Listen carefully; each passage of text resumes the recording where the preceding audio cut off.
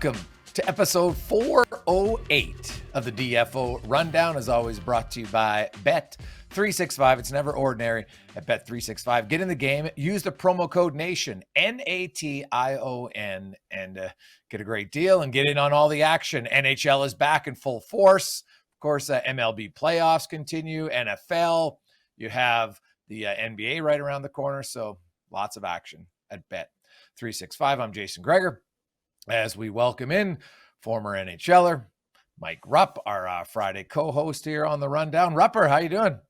I'm good, Greg's, and by your representation on your shirt there, I want to know how you're doing and how kind of Blue Jays Nation is doing right now. Pretty exciting stuff, right?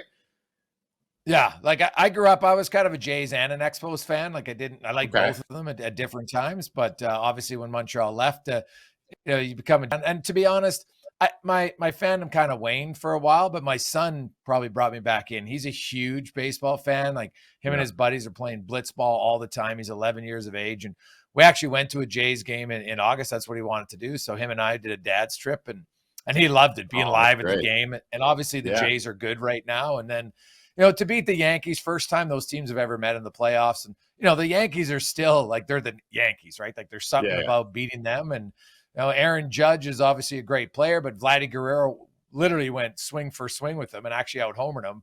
And then Ernie Clement, like I love guys like that. Ernie Clement had an unreal series with 9 hits. And, the Jays with a bullpen start when people are like, what are they doing? And then you got 8 guys. Like when you win, and Rupper, like, you were never superstar, but when you guys win the cup and you get 3 points in a game 7, like you feel like you really contributed, right? Like you're like, I'm just as important as and the superstars know it. And so that Jays win. And obviously, you had Trey Savage and Gosman pitched well, but when your bullpen does that, I just think it unifies your team even more and everybody's fired up. Well, that's when it feels like something special is happening, right? When other guys step up. I mean, Vlad, you would expect those moments, and it does not to take away from how great he is, but to have, I hate to say role players, maybe the same thing in baseball. I don't know if they're referred to as role players, but have other guys stepping up. I mean, that is an individual. You're like, all right, man, like I didn't ride anybody's coattails. I had a moment that we needed. I think it's great. And you know what I always think of? This takes me there all the time. I think back to when the Raptors won. I can't help to think what would happen if Toronto Maple Leafs won a Stanley Cup. I can't even fathom what that would look like, just seeing these special runs. I'm not trying to get ahead of myself here at the World Series or whatever, but that's the one thing that I just think back. And I mean, I remember when I signed as a free agent with the Rangers. I mean, you go around anywhere, Rangerland, anywhere, and you're talking about guys like Adam Graves, those guys from '94. I mean, legends still to this day. They will always be, but what would that even look like in Toronto? I mean, that's what I think of when I see runs like this. Yeah, Stefan Matteau is a hero still, I would think, in New York. Oh, right? My gosh. I mean, it's so many times that they have the call on the Jumbotron at MSG. I mean, he's a great alumni. He's around doing a ton of stuff. Never gets old. Fans never get enough of seeing the call Matteau and seeing him and giving him cheers. So, I mean, that's kind of where I go with it. Just my hockey mind when I'm watching the Jays on a run like this is just watching how special it is and the reception that they get, the Raptors have gotten. I think the Leafs would be even bigger. Well, you're coming up on, what is it? It'd be 59 years if they don't win this year. And so you have generations of fans of a team that have never seen it. Like the Blue Jays won in 93. That's still a ways away, but it's not that long ago, when you consider things. And it would be wild. We'll see where, I think the Leafs are I would probably put them in one of 8 teams that I think have a legit shot to win. That's kind of where I put them. I'm not sure I'd put them in the top 5, but I think they're in the 8 teams that have a chance to win. And, we'll see how the season goes. Obviously, you win your first game. That's obviously better than losing your first game. And actually crunch the numbers over the last 2 years, and playoff teams who won their first game, made up 11 and 10 of the playoff teams last year. So I know everyone thinks it's only one game, but good starts early on, make a difference for some teams. Obviously, Edmonton's bucked that trend 2 years in a row, and I guess it would be 3 if they make the playoffs because they can't seem to win or play well in a season opener right now. But I want to get to a team that we don't think, as I want to start the pod, because I'm guessing a lot of our Eastern viewers did not see this last night. I want to start because there's when you're a winning organization, you find ways to win. And when you're a losing organization, I believe sometimes you find ways to lose. And watching the San Jose Vegas game last night. So San Jose is playing a really good game. You know what? They're slowing down Vegas. Vegas hasn't generated anything. And San Jose's got the lead. And I think, Patty, if we can play that video. So here's the last look at this. Eklund comes in, misses the empty net, goes around on the wraparound. I'm like, he's going to score. No, doesn't score. And you're like, oh my God. Okay, there's a minute and 40 left. Just try to kill it off. Jack Eichel gets the puck, skating leisurely from center ice, Rupper, flips it in, donk, scores. Nedeljkovic lets that goal in, and then Vegas ends up scoring in overtime to win the game. And like, that is an absolute gut punch to a team. Like, San Jose wasn't going to make the playoffs anyway, but you look at that play, Rupper, and I'm just like, holy cow. Like, we played so well for 58 minutes and 26 seconds. And then they end up losing in overtime. And you nailed it on both sides, because it seems like these types of things happen to teams that aren't there. They're struggling. I love the Sharks' future and what they are, and I'm excited to watch them this year, but it just kind of feeds into what they've been the last number of years. And then on the other hand, kind of feels like certain teams get all the luck, all the bounces. And I can't help but watch. Anytime I watch the empty netters, you know where my mind goes. Probably the same place yours goes to. One of the biggest empty net mishaps we've seen in quite some time is the Patrick Stefan. Like that's where I go with this. And obviously not anywhere near the same stage, but those are just tough moments. And having those two opportunities, I mean, it can happen at the one end. Say you park what happened with Eklund, you're not expecting that bounce to happen to Nedeljkovic coming back. So maybe we see some misses like that, even ones that you get one chance, two chance. We see empty netters are hitting the post and you just can't put a game away. But we don't see that happen at the other end. That was crazy. Yeah, that was a wild finish. Like I couldn't believe it, because I was like, oh yeah, and I went to bed. I'm kind of tired. It's like 10:30. I'm like, geez, the Sharks might win this game. And I'm like, but I'm just tired. So I fell asleep. And then first thing I did in the morning is, you're checking all the highlights. And I was like, what the hell happened in that game? And I was like, wow. And Jack Eichel's living large, man. He just signs a big 8-year deal, $13.5 million per year extension. He's got 6 points in his first two games of the season. Kyle Connor signs a huge contract. He opens up with a season starting hat trick. So 3 weeks ago there was McDavid and Kaprizov and Eichel and Connor, and people like, geez, the free agent crop was going to be good. And I was like, I don't think so. And then I didn't expect all four of them to sign right away, but they've all signed right away. And so with all the cap space now that teams have, there seems to be a lot of players who are like, you know what? These teams can give me close to what I want. I don't need to leave just to see maybe. Right now, Eichel's won. Kyle Connor hasn't won. But I'll say this about Winnipeg. People are like, no one wants to play in Winnipeg. I'm like, are you sure? Hellebuck long-term. Scheifele long-term. Kyle Connor long-term. Yeah. Some guys leave, but they've been able to keep quite a few of their guys in Winnipeg. I know Nikolai Ehlers just left, and I like Nikolai Ehlers, but to me, Nikolai Ehlers isn't a superstar. So, he's not a 50-goal scorer. He's not a 45-goal scorer, nothing like that. He's a good player. But the top-end guys, for the most part here in the NHL, they always seem to stay. Why do you think that is? Well, I think in these situations, correct me if I'm wrong, but I'm just going over the ones that we're talking about. The common theme here, too, besides being a superstar and demanding, or I guess being able to request a lot of money, is they're all on really good teams. So I think that's a huge component in all of this. And that goes with Kyle Connor. I think it's a perfect example. And even with dating back to Connor Hellebuck and Mark Scheifele, winning matters. Being able to be in a position to win or have a chance to win is huge. So when you have that culture in place, I don't want to say you're going to get the benefit of the doubt, because we've seen guys leave. We've seen things not work out in the past. But I think that's what we're seeing now. We're seeing players sitting there and being like, all right, listen, the cap's going up. I've waited for these types of moments, but at the same time, I can get paid maybe more than what I thought I can get paid maybe a year ago. And at the same rate, the grass isn't greener. Like, I'm going to go there and whatever. I'm comfortable here. I got to the point where I can demand this money because of the circumstances I'm in. And I like that. And I think we're starting to see that. So in a healthy world and going back to when this cap was flattened, COVID coming out of that and whatever, that's where it gets tough. That's where it gets tough. But now, if you can have the cap continually healthy, growing in it, I think the knee-jerk reaction is, oh, you're gonna have players switching teams all the time. I think it might be the opposite. I think you might have teams that could be like, oh, I can get paid pretty well on my respective team that I'm on now, especially if it's a winning team. So that leads us to, Adrian Kempe, I think, is the best player now at the top of the pending UFA list. There's Marty Necas too. I like Necas, but I'm not sure I put him in that same category. What do you make of Kempe? And Kopitar is retiring. Does that just seem like a no-brainer that Kempe is going to stay there? Or like if you were Adrian Kempe and you look and say, man, like teams are really going to court me. Do I owe it to myself to at least see or not?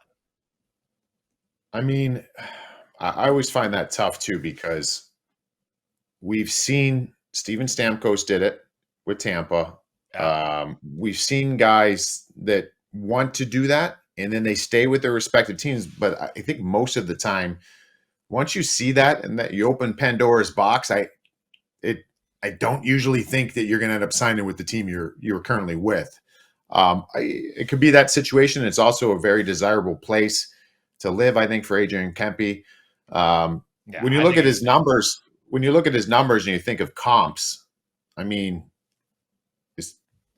I like Kyle Connor more. I think he's more consistent. But when you're talking about numbers and start thinking about what maybe Adrian Kempe means to the LA Kings, who don't score a ton of goals, like doesn't hurt him just to sit here. Just wait this thing out. But I don't know where the mindset is. I mean, who knows if he's a player now that we're starting to see some players started pretty much there in Edmonton with a couple of guys just taking a little bit less. I don't know if that's the appetite there for Kempe. They need him, but at the same rate, you sit here and just watch everybody kind of getting their contracts, and I think you're looking pretty good, comparatively speaking. If you look at Kempe and Kyle Connor the last 3 seasons, Kyle Connor, 106 goals, 238 points. Adrian Kempe, 104 goals, 215 points. But the big difference is, Kempe's, goals for, goals against is infinite. He's plus 57.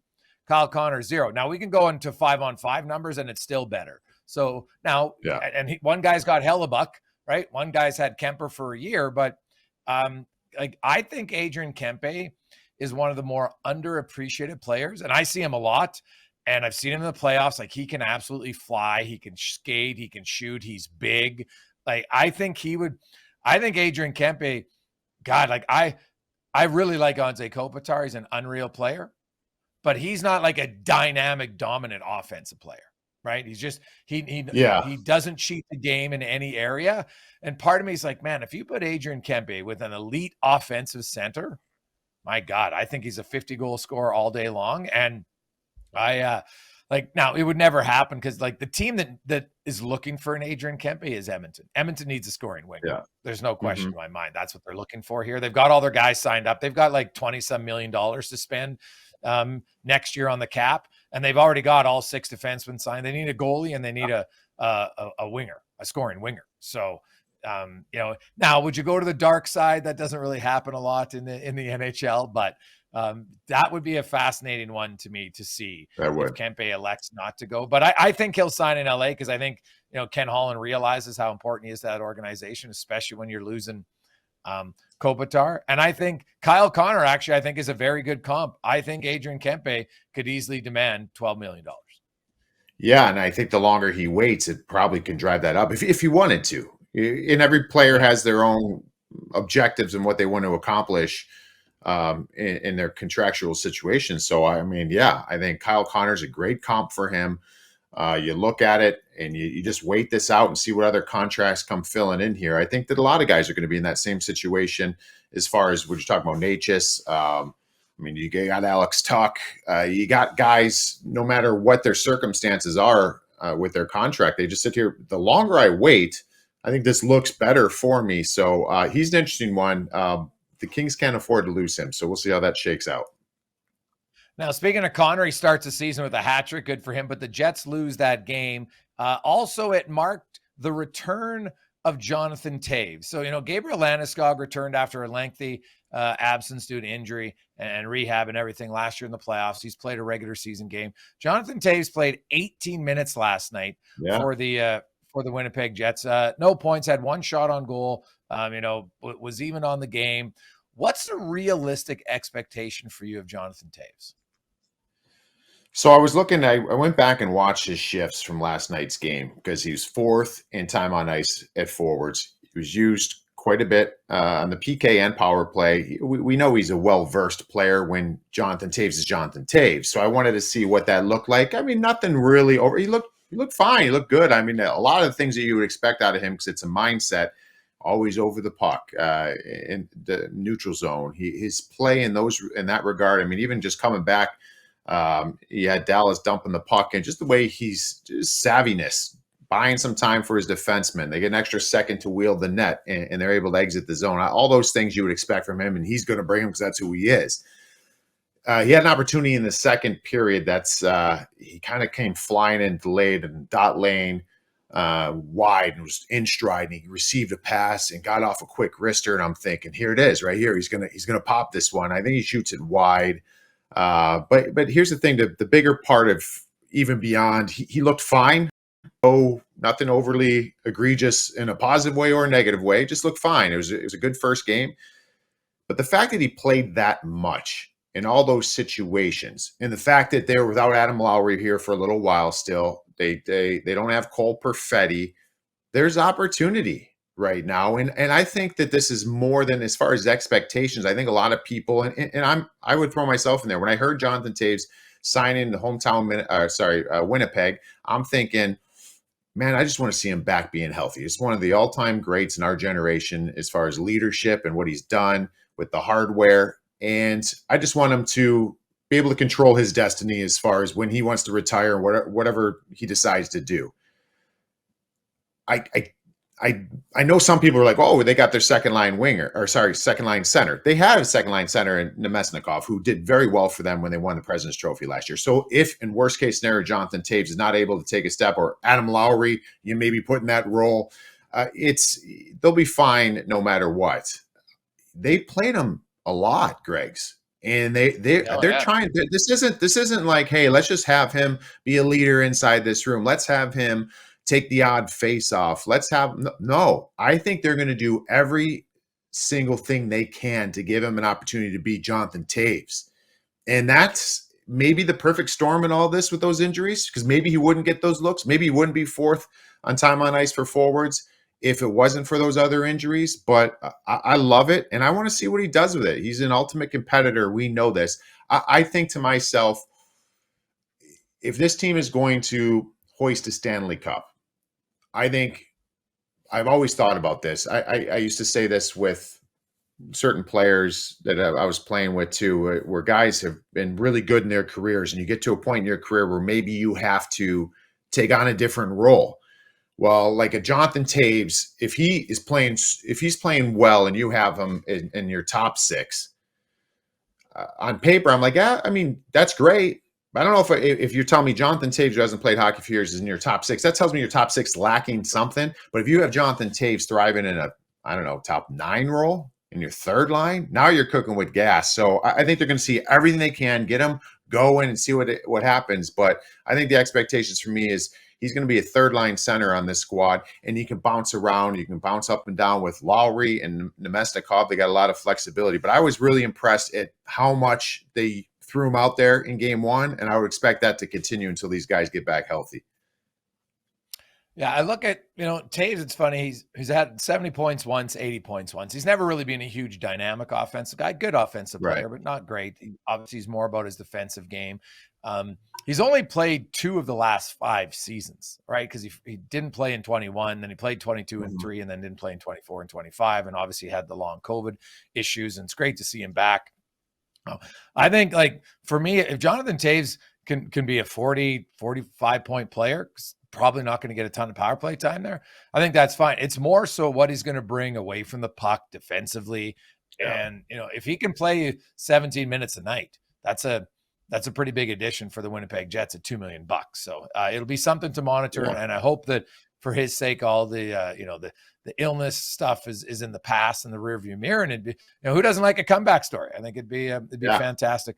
I just last thing too. You just mentioned it too. Just think about, if let's just say he is in the defensive role in the third line, what that could do, taking off some of the defensive responsibility for the other centers and other guys on the team. And I even think when they get back being healthy, Adam Lowry does a lot of those same things. But Adam Lowry is also a guy who's really heavy on pucks in the offensive zone. So maybe Adam Lowry's defensive zone starts are, you could take a few away from him. Let's give Adam Lowry some offensive zone starts. Let's play at the puck in their zone, hang on to pucks below the goal line. Like, I think it's really Scott Arniel has a lot of options here. So I think the biggest thing, let's smoke this out. We're going to throw minutes at Taser and see what he does with it. Yeah.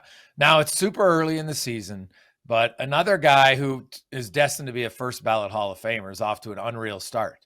And I know early on people are already joking, oh my God, this is going to ruin the trade deadline. But the Pittsburgh Penguins are 2-0. Shelov's actually started the first game, and then Tristan Jarry started the second game. They won both. Malkin has 5 points, all assists. I think they're all primary assists, although I don't really get into primary and secondary that much. But, Evgeni Malkin is I saw some people saying, oh, geez, I'm not sure what he has left. And I'm like, I've always felt Malkin gets underrated. Like, the fact that it was embarrassing he was not on the top 100 players of all time when you looked at some of the names there. And I'm like, are you joking? Like, Malkin is one of the elite players, top 30 scoring. He's been great in the playoffs in his career. And his final year of his contract, and, there were some rumblings, oh, this will be his last year in Pittsburgh. He goes, yeah, it's not my last year, though. So, this is a guy that I say, Robert, because it's 2 wins, and I guess anything can happen. I'm still not sold that the Penguins are a playoff team, but if they're not, you get to that trade deadline. I think Evgeni Malkin would be a massively attractive piece for a lot of teams. Yeah, he looks awesome. I will say this: the last couple seasons, his legs look great at the beginning. I mean, he's flying. And if you go back to, I think, the last 2 seasons, he's come out of the gates like this the last 2 seasons. And then the team and things have kind of fallen apart in some regards. So I'm not trying to play Debbie Downer with that. It's just Gino has these great starts. I mean, he's a fantastic player when he's healthy. And that's the whole thing. He had a summer of training, get coming into camp. That's the most healthy time of the year for most guys. He looks fantastic. But I wonder, I think anything Pittsburgh related when we're talking about the big 3 have to be player driven when we're talking about moving. And I think that's going to have to be something like, I just don't feel like Kyle Dubas is going to ask Chris Letang or Evgeni Malkin about, I don't know, anything about their trade protection or what. It's going to have to be, I think, player derived. I ever since Barkov went down, I just cannot help think that that's Evgeni Malkin's spot. And Gino's family's down there. He's got a house down there. Like that, when you date back, I mean, those were the rumors back in 2017, where actually that was the deal that was nixed by the Penguins. Was there's supposed to be a Barkov-Malkin deal to the Florida Panthers. And so I don't know. There's something in me that Gino, seeing him rejuvenated at the beginning of the season, if this can continue, me personally, I'd love to see him go somewhere else and chase it. But again, it's a tough spot there in Pittsburgh. And at the end of the day, Pittsburgh looks really good right now under Dan Hughes. I don't think this is part of the master plan, though. Like, I'm not saying they want to lose, but it's about giving opportunity. And they have, Ben Kindle in there. They've got Harrison Brunick got his first NHL goal last night. Like, they're going to keep infusing young guys.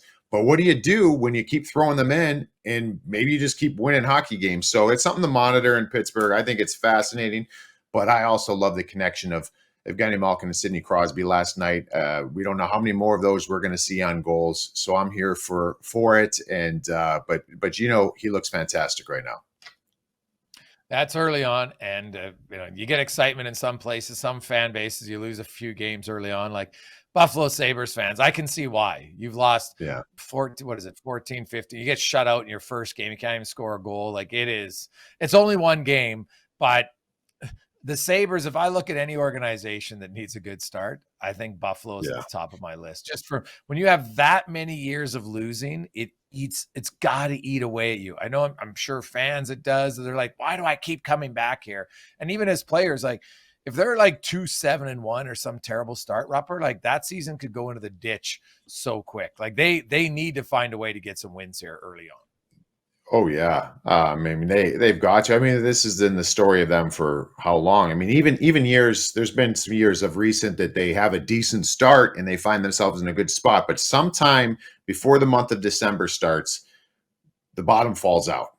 And I almost feel like this. They're almost to me what Ottawa was, where you can't fall asleep in October or November.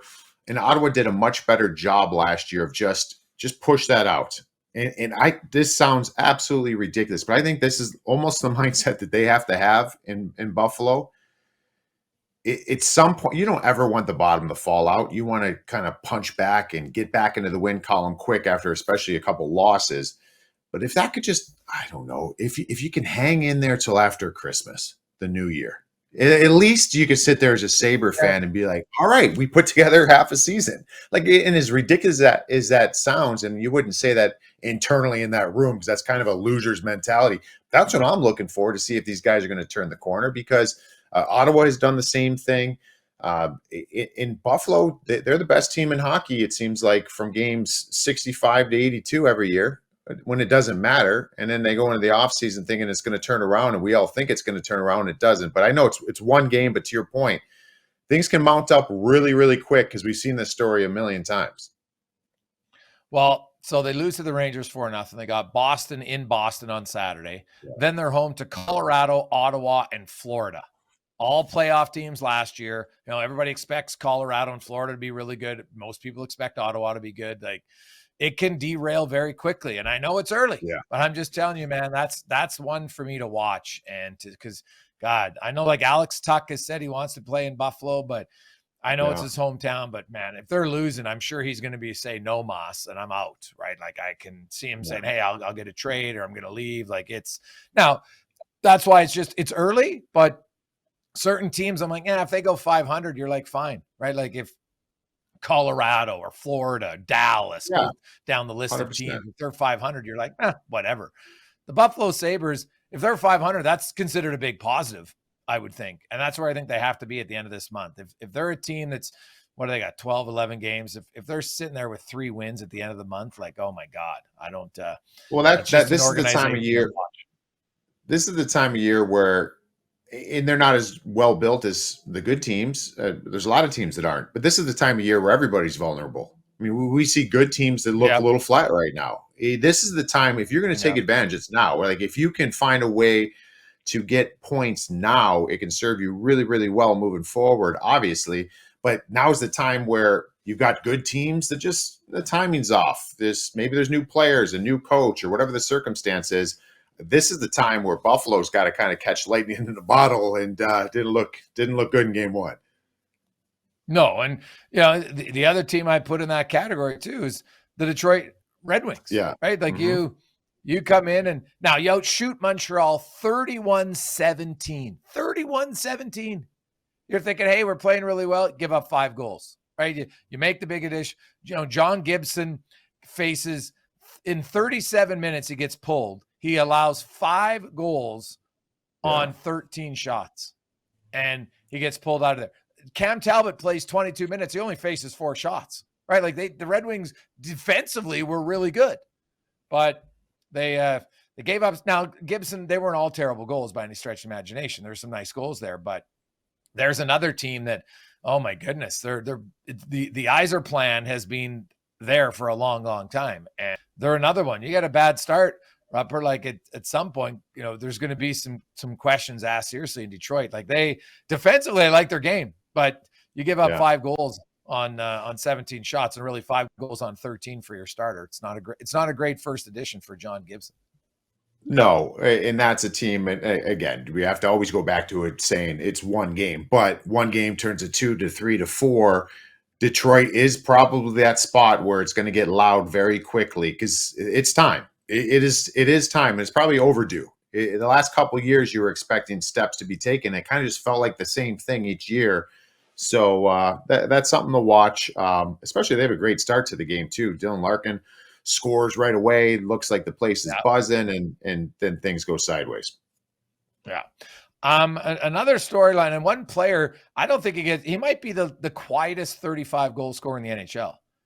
Pavel Dorofeyev, he had 35 goals last year for Vegas. He scored a hat trick on opening night. He followed up with a goal. He's got 4 goals now in 2 games. And he scored 35 last year. Now, he was hurt in the playoffs. Probably wasn't talked about, I think, how much they missed him. When he came back, he was a shadow himself. He wasn't that great. Is this like Pavel Dorofeyev? Are we talking plus goals this year? Is that realistic, do you think, for this guy? Yeah.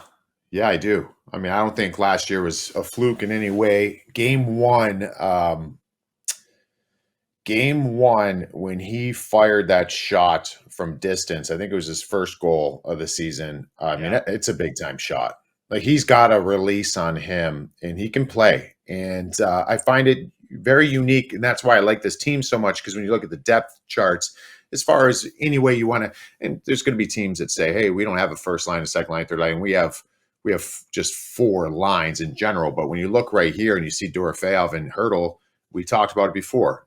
Dorofeyev, first in the team in goals last year. Hertl, second in the team in goals last year. That's pretty impressive depth. But here's the thing. You got 5. They're trying out this 5-forward power play, similar to what they did in Toronto last year. Dorofeyev's out there. He should be. If you look at this roster right here, Greg's like tons of talent. They don't really have a trigger man. I mean, Brandon Saad used to be a goal. He's not that anymore. I mean, you start that. That's why we think Barbashev's going to have a massive year playing up there with Eichel and Marner. But I mean, their best pure goal scorer is Pavel Dorofeyev, and he's one of the 5 on that power play. And we could sit here, and I've talked about a lot. Is Jack going to shoot the puck more? Jack needs to shoot the puck more. Him and Mitch playing together, is it too much passing? But then I'm like, they'll figure it out. They're great players, great hockey IQ, and the guy that's going to benefit is Ivan Barbashev. But watch, Dorofeyev's going to benefit. I think he goes north of 35. Great start for him right now. But what does that look like too? Pending RFA, the way we see these contracts going up, Vegas has a lot of big contracts on file already. I wonder, I don't know what you think maybe he's at. Maybe it's too premature to say that now. But they figure out to do things that I don't even know how they can do them. But he's got the kiss of death in his favor. He's drafted by them. That'd be one of the first guys that they ever kind of really keep for a long time and give a ton of money to, that was drafted by him. But he's one to watch for. If I wonder, I don't know. There's something in me that just thinks if he continues to have a massive year and they don't know if they're going to get him signed, I wonder if we see him moved at some point. There's enough talent on this roster possibly to do it, but I might be dead wrong. He's awesome, though, and a great start to the season. Well, he's got 3 power play goals already in 2 games. And Jack Eichel does have 8 shots in 2 games. He said he wanted to shoot more. He's got 8 shots, got 2 goals. Now, one of them came from center ice that we showed earlier in the pod. So, hey, but someday, good to be lucky to be good. Last one before we get to Pat. It's the first game of the season, Upper. And if I give you one team and I say, what's your one concern about a team? We could go, there's certain teams, if I listed the team, you'd say, okay, this. When I say Carolina Hurricanes, I think everybody's like, health of their goaltending. Kochetkov gets hurt in preseason, unfortunately. He's not ready to start the year. They had Primo, then they lose him on waivers, unfortunately. Yeah. So now you got Henderson, and Kochetkov is going to be reevaluated. It's not great, right? So now you got Brandon Bussi, who they had to claim on waivers just because they lost Primo on waivers, and they wanted some depth. But some organizations, like it's like they got this little curse. And in Carolina, they seem to have the goalie health curse. They do. And this is always the tough part, because I do think Freddie Anderson is certainly capable of being the goaltender for this team to win a Stanley Cup, and Kochetkov, them two together. I don't know if north of the border, you guys saw it, but John Tortorella was kind of talking about this on ESPN's broadcast yesterday, where Emily Kaplan did an interview with the Hurricanes and I think it was Rod Brindamore and company. They're just kind of talking about that situation. And the report was basically, they think that this is blown out of proportion. Talking about the history, this is just talking about Freddie Anderson. We're not even talking about Kochetkov, who's the one that is injured right now. And just saying that, the stuff of the past is a blood clot. That stuff is under control now. There's medication, that these aren't all just reoccurring injuries. That was a health.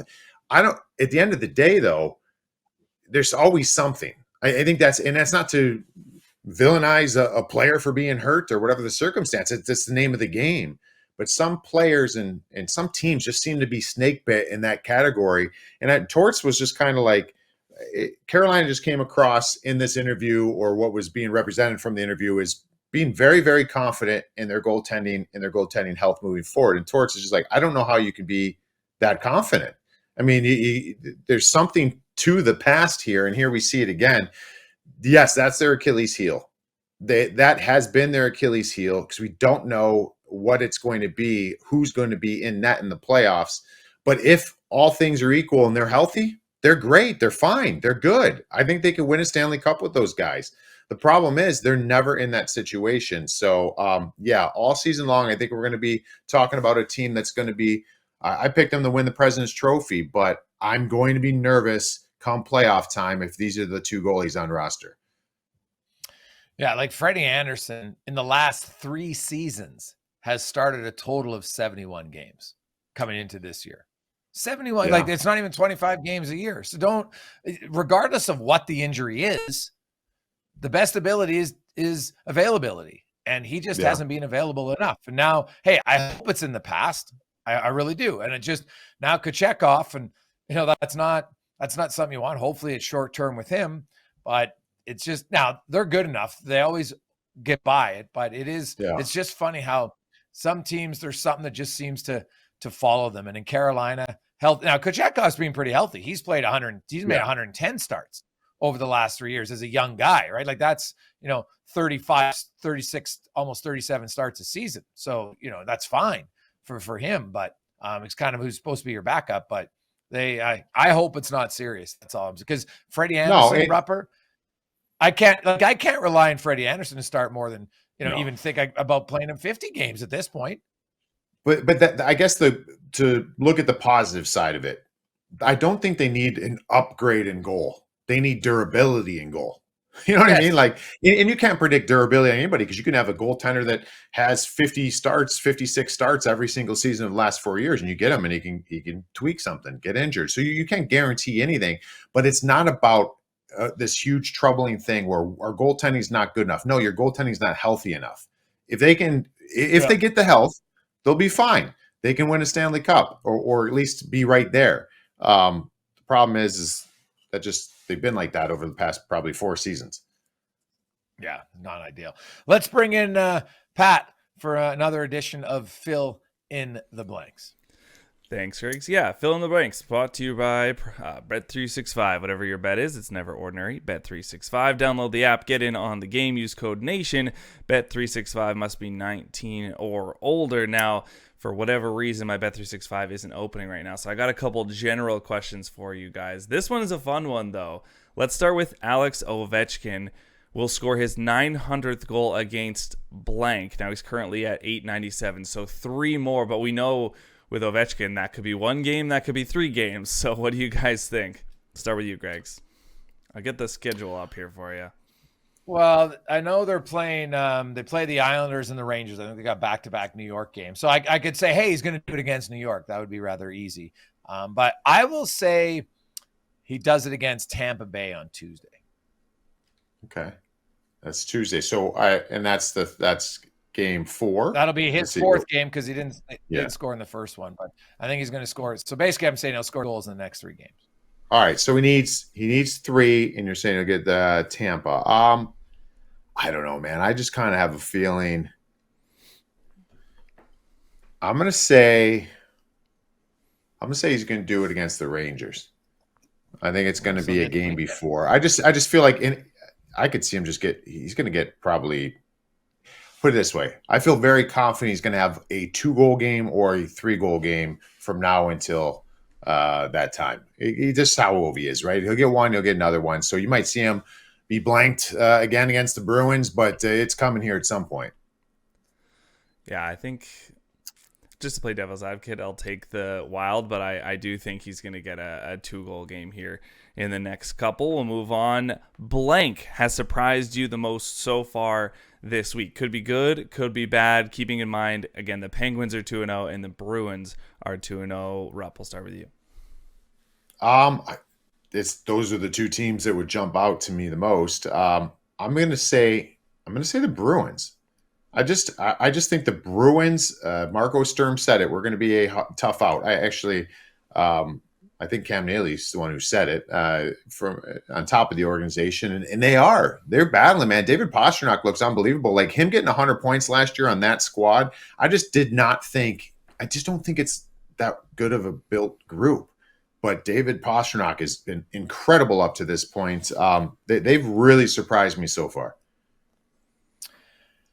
Yeah, I got to go with the Pens. It's hard not to. They score 7 goals. They only allow 3, and they looked really good for 2 games. It's early on, and as Rupper said, that might not be the long-term plan for them. Although I guess they would love to retool on the fly. I think it's extremely difficult to do, but through 2 games, break up the Pens. They look unreal. Yeah, I think I'm agree with the Pens. The Bruins surprised me too, but they do have a pretty solid blue line, and Seelovs is playing well right now too. But speaking of the Pens, that leads us to our third question here. One word for these Pittsburgh Penguins jerseys. I don't know if you've seen this video, but here they are. Jason. Oof.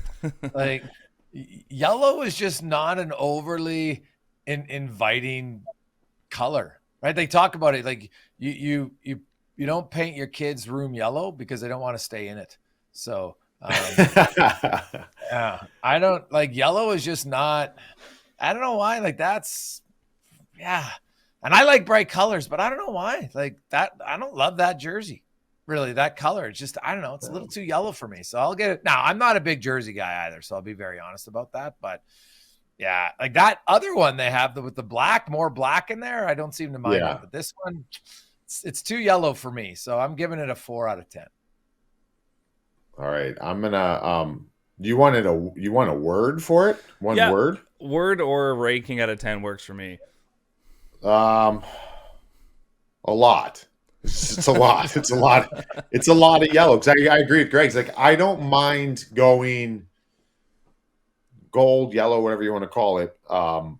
It's just a lot. It's a lot of it, and there's nothing that's breaking it up. Like yes. I kind of like when teams have the contrasting stripe on the sleeve, but I like when the stripe has some sort of different border on it. It just goes from yellow to black. I don't know. It's a lot. It's a lot. I like when there's a little more black about. Like honestly, if you chucked a black lid on there, might change everything. But it's a lot of yellow going on right now. Like the armband, if you had like a thick stripe, like from where the top stripe to the third, if that was all just one, it might break it up a bit. But the armband looks like a bumblebee, so that's got me. Hey, that's how they're playing right now, man. But even the socks, like what do you think of this? Is the other part too? A lot of teams do this as well. I think this is like remember how socks used to? There used to be. I mean, you're talking a while ago now. I remember when I was a kid, and you go to the store for practice or the hockey shop and you pick out, that was a cool part because we had to all wear the same colors for practice or different colors. Like you try to get white and black for forwards, defensemen, whatever. But the cool part was we get to express ourselves in the socks that we chose. So whatever the team, maybe I was like, oh, I like the Anaheim Mighty Ducks. So I'm going to get like the purpley kind of socks with this. It was kind of cool. But all the socks for each team were pretty much standard where you had like, didn't you have like there's 3 stripes. You had the fat one in the middle, and then you had the kind of the margins on each side. But now it's like, I like the teams are getting a little creative with it, but I don't love just one stripe like that. I don't know what you think. Yeah. Well, it's just too much. It's too much yellow everywhere. That's all. It's not yellow's not the most inviting color, right? Like I think the yellow and black, they just need more contrast for me in that whole outfit. So I'll be curious. But what I do love though, it's almost like it's so. Think of Nashville when Nashville first kind of went really heavy with the yellow, and they even had like the stanchions in the rink, in the arena, Bridgestone Arena. Everything's when it's almost like when you know it's too much and you just lean into it and just make it absolutely cringy, it kind of works. So if you're going to do it, just everything's just got a blah, blah, blah, that color. And I can get around it because I liked it in Nashville. I don't know why I don't love these ones for the Penguins. Yeah, no, I'm not a big fan. I love the Kings silver helmets, by the way, and I love the Ducks orange ones. Like, you give me those, even Vegas's gold ones, like they're super shiny. Like, fire me up on those. I think more teams would do that, but yeah, I'm sorry, Penguins fans, but it's, and I'm sure they don't care if they keep winning. That's all that matters. Hey, now that's the other. They keep winning. They're gonna march these jerseys out all the time. They keep playing like they are. Yeah. There'll be a seller. You win a game, and Malkin keeps getting 2.5 points a game. Those jerseys are going to be selling off the shelves very quickly. Yeah, I think my word would have been fine, and I agree with Mike. If they had the black helmets, I think it would have been more acceptable. But I'll leave you guys with that. That is Fill in the Blanks, brought to you by Bet365. And it is super early, Rupper, but what do you make of the Panthers? No Barkov, no Tkachuk, and I know they necessarily haven't been playing dominant teams by any stretch of the imagination. Right. But early on, the Panthers look like, not that I still had them as a playoff team, no question. But through 2 games, they look like the 2-time defending champs. Yeah, I don't know if I don't think many people ruled them out this year as far as being a playoff team. Maybe they did. I did not. I think this is still a team, and it doesn't matter where they finish. I mean, they've barely gotten in recent years. And so they just have to get in. I think that their game lends to being successful in the playoffs. But with that being said, their game also lends to giving yourself a chance to win even when you lose some talent. And what I mean by that is I'm thinking game 1, and we went back and we did a little bit of a dive. Jason Demers and I were looking at Brian Boyle and I were looking at their game 1 against Chicago. All the goals, the greasiest of greasy goals you can get. But that is how they play. So what I mean by that is all the little things they do lends to a puck bouncing off a skate, then the shot going off a stick. They put themselves in these spots. They've got layers at the net. They crash the net hard. In game 1, it was Evan Rodriguez go flying taking it hard to the net. I mean, that's just what they do. And we've seen success with their fourth line doing that. You would expect that from a fourth line, but we're also seeing it from some of their other guys. And we've also have seen that from their top guys, whether it's Matthew Tkachuk or Sasha Barkov at times. I just think the way Paul Maurice has them playing will help them navigate through this, because lines 1 through 4, a defenseman 1 through 6, the defensemen just shoot everything on net. They don't dust off pucks at all. They get an opportunity in a window, they take a clapper on net, and they've got layers there. I think it's going to help them with all this talent out of their lineup. It's going to help them survive. And to your point, they haven't played a ton as far as the upper echelon teams, but they find ways to eke out in gross manner sometimes games. That's hockey. That's the NHL. That's the playoffs. I've been really impressed with them, how they've approached it so far. Yeah. To me, the one thing that is fascinating about them is they got a real, as you said, identity, and they stick to it, and it's pretty consistent throughout. So that's obviously it. Now, no games in the NHL tonight. We're recording this on Friday, but on Saturday, all 32 teams are playing, and then again later this month on Tuesday, October 28th, all 32 teams are playing in action. I know the Tuesday's like hockey day. They start games every 15 minutes, but this Saturday has a full slate of games. I actually went to the schedule, Rupper, and the NHL, it started last year. They very much become more heavy Tuesday, Thursday, Saturdays, and you mix it in with Sunday, because I actually got the numbers for you, because I'm a number. So the day with the most games all year is Saturday. There's 312 games. Then Thursday has 264. Tuesday has 236. Those are the 3 highest. Monday has 142, Sunday 138, Wednesday's 127, and Friday's 93. Right. So they've really kind of wanted to go every second day pretty heavy. And then obviously you sprinkle in other ones. I know some people don't, wow, why are they playing 14 games and then none? I don't like it. I disagree. I think less can be more sometimes. The NFL is massively successful because you give your fans days to be like, oh my God, I want it. And there's a few days where there's no Friday games, not many. Like sometimes there's 1 or 2. I really like to see the NHL dig into it more and try to book their schedule as much as they can to have 1 or 2 off days where there's no games. What do you think? You know what? I've never thought about it from that standpoint. I've always gotten hung up on why they make the decisions they make. I'm not criticizing them. I would love to see numbers. This is why we choose to make these days our days to kind of go. I mean, the ones we always talk about is, oh, you don't have to compete with the NFL on Sunday or this Monday Night Football or whatever the circumstance is. But I'd love to hear the reasoning just for my knowledge. But also, to your point, I think that could work. Like, I never thought about it. So you said it. I'm like, no, I agree with that, because think about it from our standpoint too. Covering the game. And we're watching games every night. And I love watching games every night. But sometimes the fans too, there's life, man. You know what I mean? Like, you got kids, you got this and that. Like, for the fan to sit there and be like, all right, man, hey, this is Monday night. Tonight's my night, honey. I got the kids. We're going to go do this, that. And then it allows you to go and really attack Thursday night. Thursday night's my night. I'm sitting there. I want to get all my screens up. I want to attack the games and whatever. I think it could work. And I don't think it needs to have representation every single night, because with that being said, now I think it becomes too casual. I like the idea. I don't know what night you go for. I think maybe you'd have to lean into Friday nights a little bit more. I don't know. Would you go Friday? No, you want to keep Thursdays, like Thursday, Saturdays are the two staples. Saturday and Tuesday. Like, I don't mind those games. Like, that becomes, you like, I would having. I'd love that. I'd love that as a player. I would love that as a player, because we'd really be able to get, and I'm sure teams, once you see that, you'd be able to really, all right, this is our schedule, and all of us are kind of operating off the same thing. Hey, man, I like that. I never thought about it, but I think it would work. I do. That one, Rupper, and the other thing, there should be a mandatory at least 4 sets of games where you play the same team 2 times in a row. Every team should have 4 of them. Now, I know the East and the West are never going to do it because they only play each other once in each other's barn. But you look at road trips, and you have it where, you know what, you go down to Florida, and instead of going to Florida and Tampa, you just play Florida twice. You play them Monday, Wednesday. You play them Monday, Tuesday. I don't care. You don't always have to play back to back. You can stay there. I look at teams like in the Central, and it can be more just in your own division. That's fine.